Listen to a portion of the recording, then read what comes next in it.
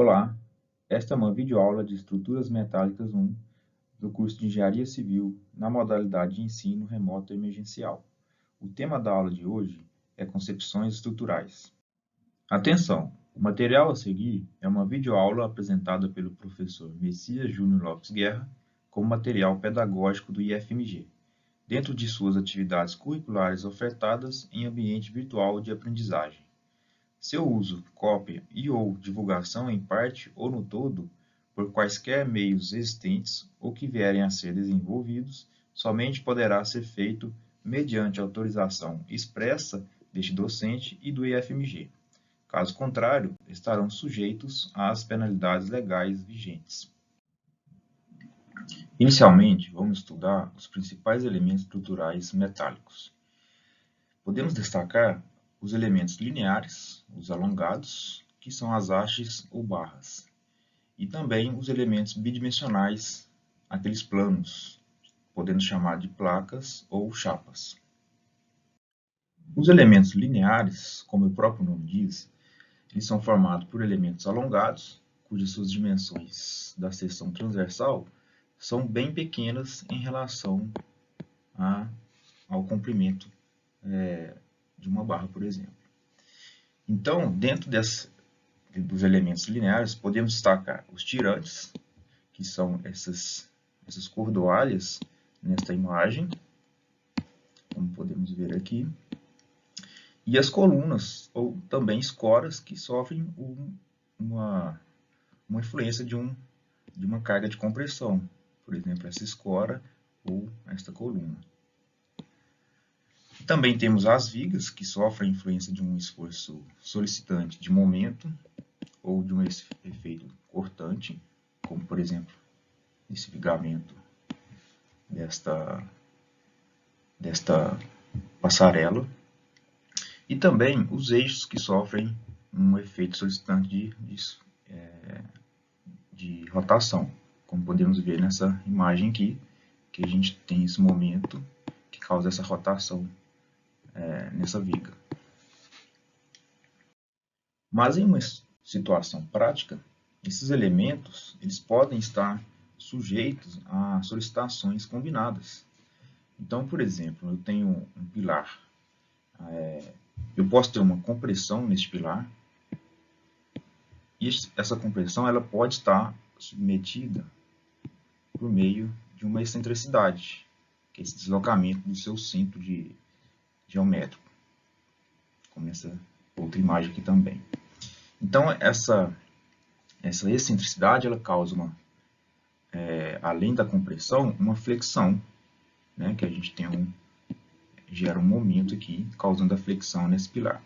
Então, nós podemos chamar de flexocompressão. Por exemplo, a gente tem a flexocompressão oblíqua, quando esse pilar é um pilar de canto, como podemos ver aqui, e uma flexocompressão normal, quando esse pilar é de borda. Eu tenho pilares iguais em cada lado deste pilar, e então esse anula este outro, o esforço do momento. Então eu tenho só um momento nesse outro eixo, devido a este pilar, a esta viga aqui. Então esse é um pilar típico de borda. Mas também, se eu tenho, por exemplo, alguma peça linear, por exemplo, uma barra sofrendo tração, se eu tiver também essa excentricidade, conforme mencionei anteriormente, podemos ter a flexotração. E nas hastes comprimidas, por exemplo, um pilar, pode haver uma ruptura por flambagem, que seria esse abaulamento devido a esse deslocamento excessivo da sua estrutura. Devido a uma análise de segunda ordem, que ela considera um deslocamento inicial da sua estrutura, para que possamos fazer o equilíbrio das equações. Enquanto que, em uma análise de primeira ordem, a gente não considera esse deslocamento inicial, que seria esse delta. Então, a gente só analisa a estrutura a partir da sua estrutura indeformada. E nas vigas, cujas solicitações predominantes são o momento fletor e o cortante, pode haver ainda os efeitos combinados deste momento fletor em um eixo com um efeito de torção determinado no outro eixo ortogonal. Então, podemos chamar de flexo-torção, como podemos ver nesta outra imagem de uma viga sofrendo esse tipo de efeito solicitante. Então, a gente tem um deslocamento em um eixo com uma rotação desse deslocamento. E os elementos bidimensionais, por sua vez, são aqueles elementos que possuem uma espessura muito pequena em relação às suas outras dimensões, por exemplo, um comprimento L.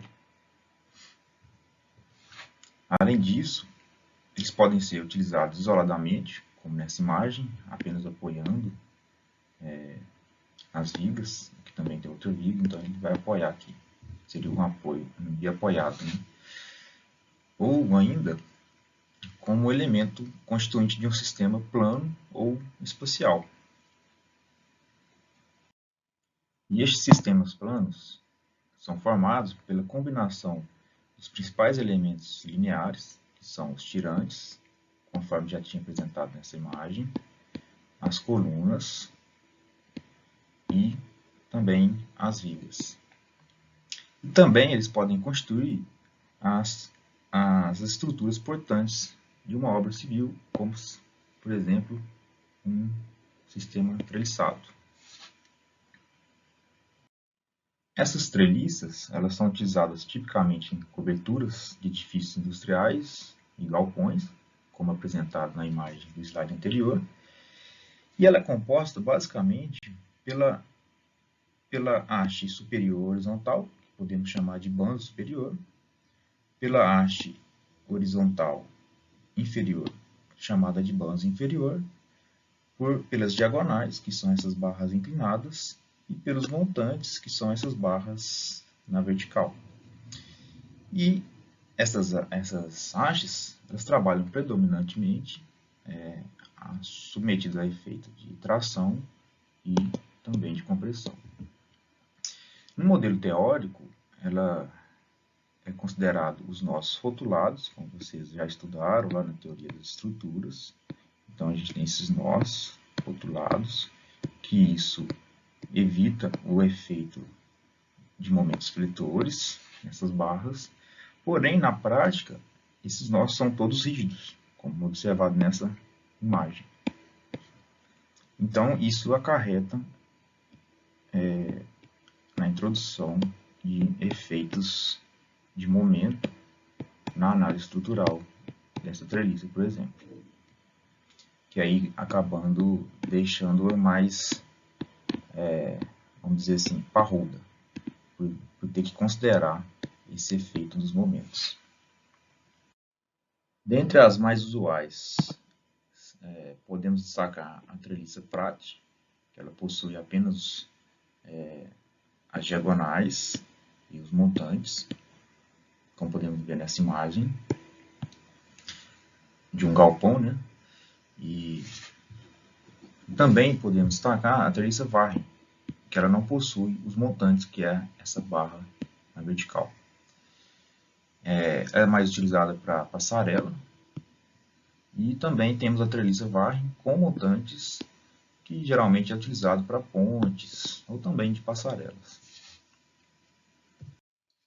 Aqui podemos destacar mais alguns exemplos, como nesta primeira imagem, que é um sistema bem específico de uma treliça de cobertura.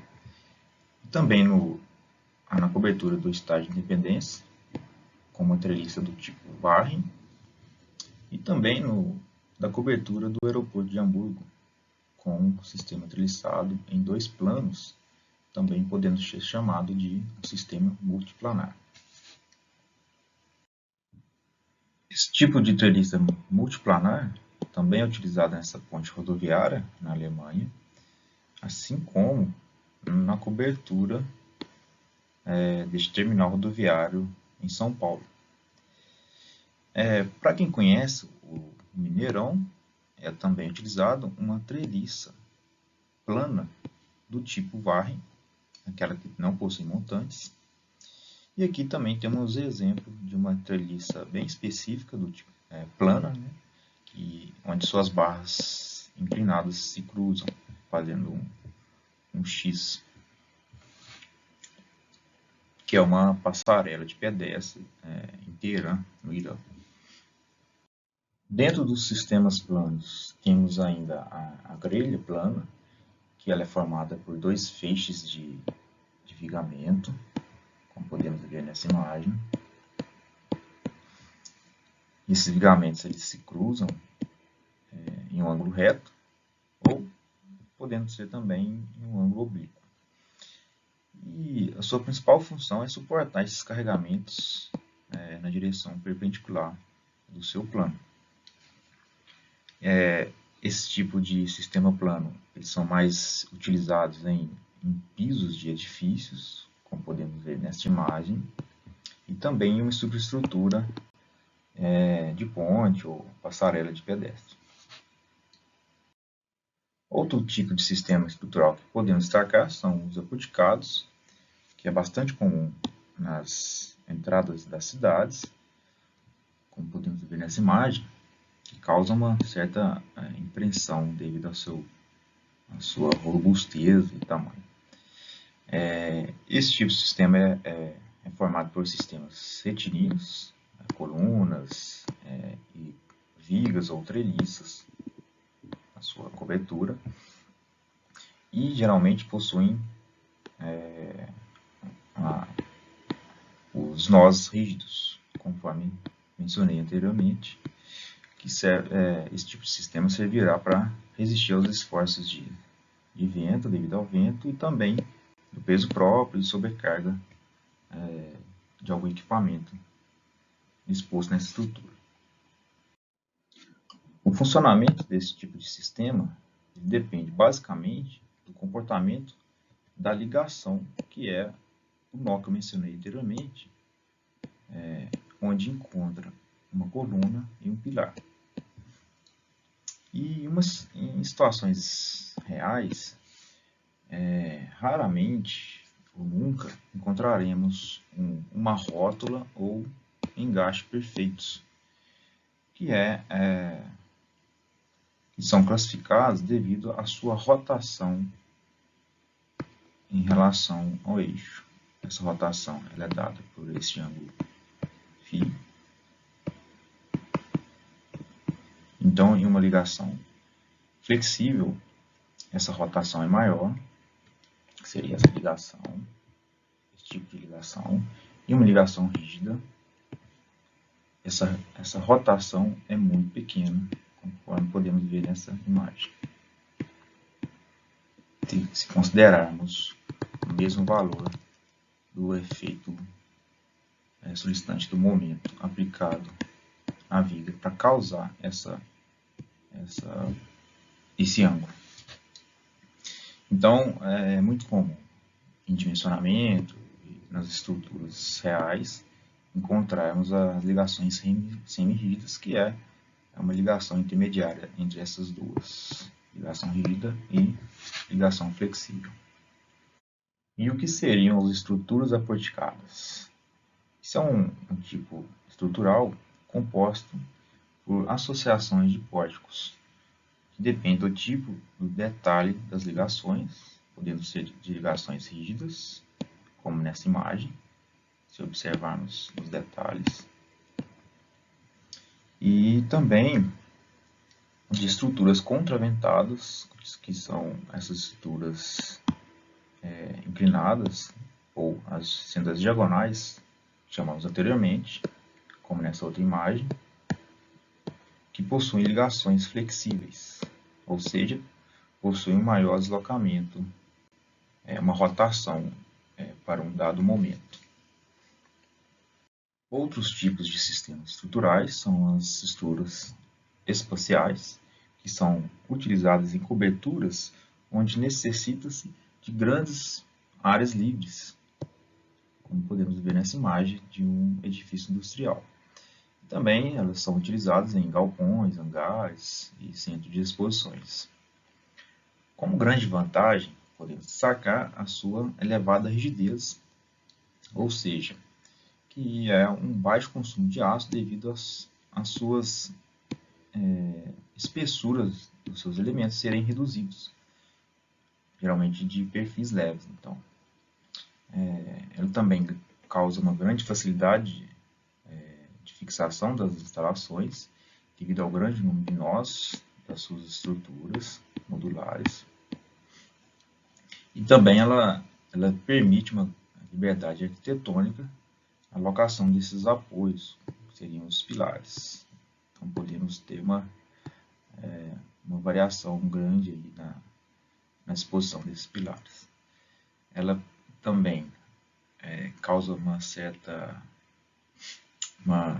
podemos explorar diversas formas arquitetônicas, já que podemos dispor esses elementos estruturais da forma que a gente quiser, desde que suporte os efeitos solicitantes. E devido à sua facilidade de disposição da ligação por meio de parafusos, ela permite uma fácil montagem e desmontagem dessas ligações e da sua estrutura como um todo. Aqui tem alguns exemplos, como a cobertura de um estoque da Coca-Cola em Maringá, no Paraná.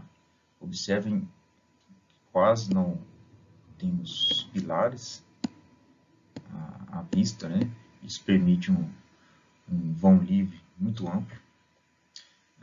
Assim como nessa outra imagem, observe que o tipo estrutural disposto em arco deste sistema espacial permitiu a ausência de pilares na sua área central. Outro sistema bastante comum nas estruturas metálicas é o sistema misto, que dentro ele podemos destacar as vigas mistas. É um sistema de piso de uma edificação aporticada, como podemos observar nessa imagem.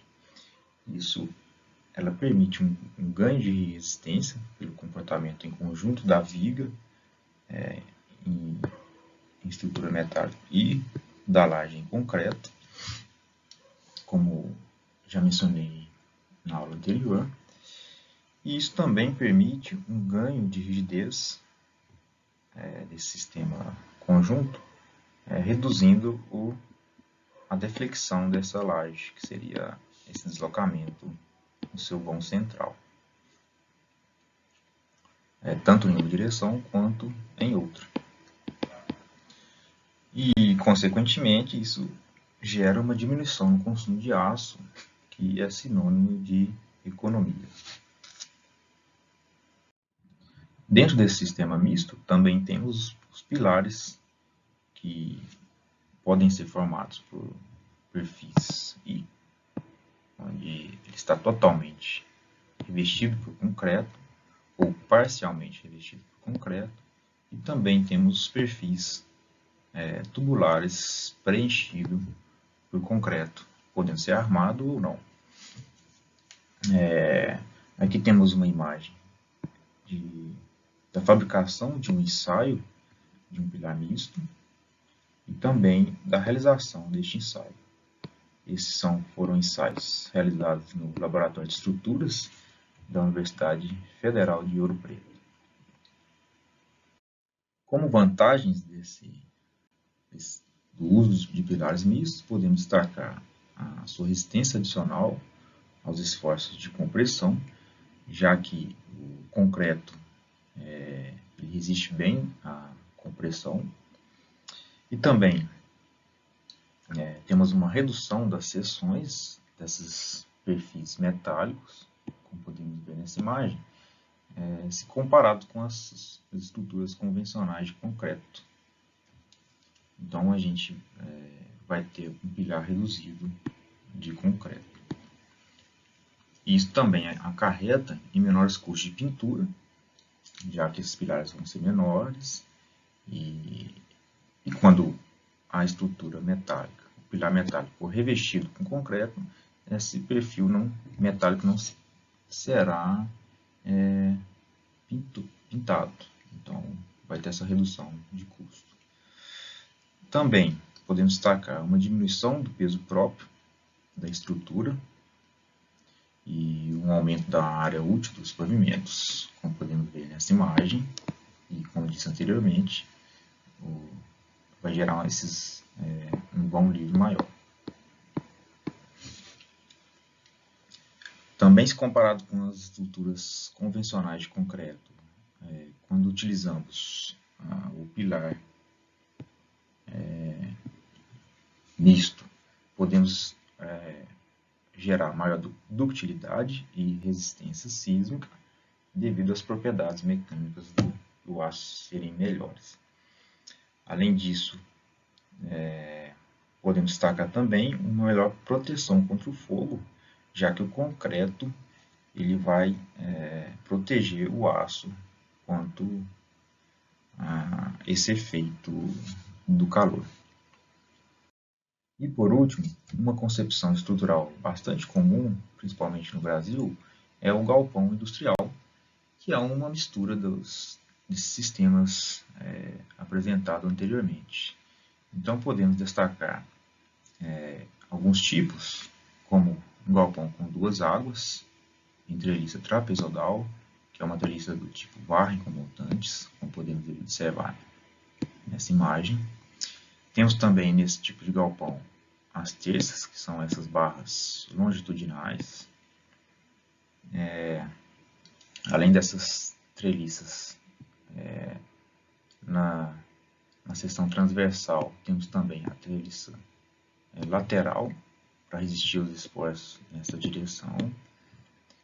E, além disso, podemos utilizar os contraventamentos laterais, que são aquelas barras atirantadas, geralmente, tanto na lateral quanto na cobertura.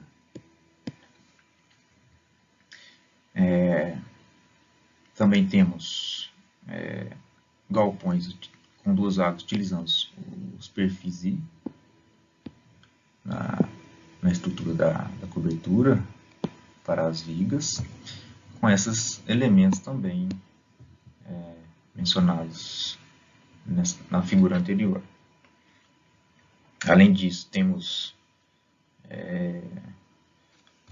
alguns tipos de apoio que estudaremos mais no final do curso, e também essas vigas de fechamento, quanto necessário, que são essas vigas na parte lateral, no sentido longitudinal do galpão. Outro tipo de galpão bastante usual são os denominados de shed, que possuem essa parte treliçada da cobertura inclinada, com uma parte vertical se repetindo ao longo da estrutura global. Temos também o sistema treliçado em arco. Geralmente esse sistema ele é utilizado para armazenagem de grãos, muito utilizado na parte central do nosso país, onde tem uma grande produção desses grãos. Além das partes constituintes de um galpão mencionadas anteriormente, podemos destacar que essa treliça da cobertura na seção transversal deste galpão é também denominada de tesoura, como podemos ver aqui na planta de cobertura deste exemplo.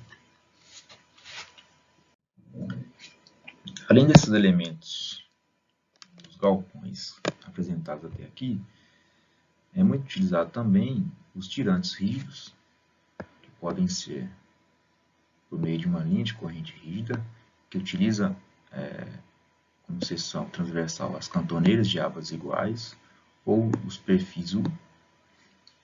E também é possível utilizar uma linha de corrente flexível, que é utilizado as cordoalhas para dar suporte estrutural na cobertura deste galpão. Além disso, também é utilizado o frechal, que com a mesma função de dar suporte e sustentação na cobertura, travando essa cobertura, e geralmente ela é utilizada na ligação das testas, né? E utilizando uma cantoneira e também essa cordoalha. E aí com esse rosqueamento é submetido a uma certa tensão, né, de tração, acarretando nesse melhor desempenho estrutural. E por fim, podemos destacar como elemento estrutural dos galpões, e muito usual, a mão francesa, que é uma ligação entre a terça, a cobertura e a base dos sistemas treliçado plano da cobertura. Isso nada mais é do que uma contenção lateral desse sistema treliçado plano, como podemos ver nessa imagem, e aqui também a gente tem outra imagem apresentando esses contraventamentos, ou melhor, essas contenções laterais. E isso a gente estudará mais à frente do curso, o quão importante é conter lateralmente essas barras solicitadas por meio de compressão, que são essas barras inferiores de uma treliça plana. Então é isso, pessoal. Por hoje é só e nos vemos na próxima aula.